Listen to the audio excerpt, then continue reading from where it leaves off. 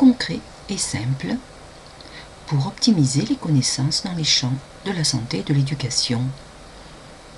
Ce qui est concret et simple n'est point, par définition, abscon ou simpliste.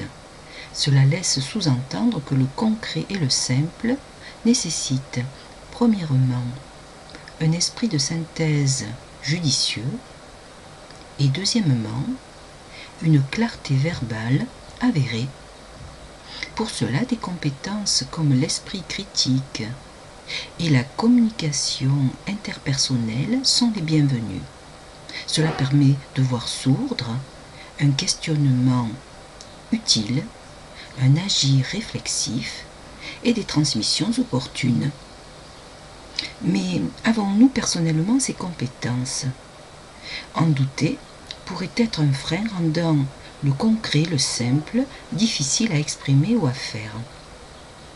À ce propos, dixit Joseph-Marie Timon-David, difficile et impossible ne sont pas synonymes. Effectivement, le doute réducteur est énergivore et représente la principale adversité rencontrée sur notre chemin de vie.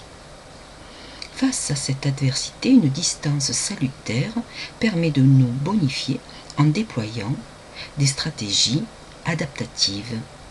Cela afin de ne plus subir ces indélicates intentions programmées, en l'occurrence le découragement.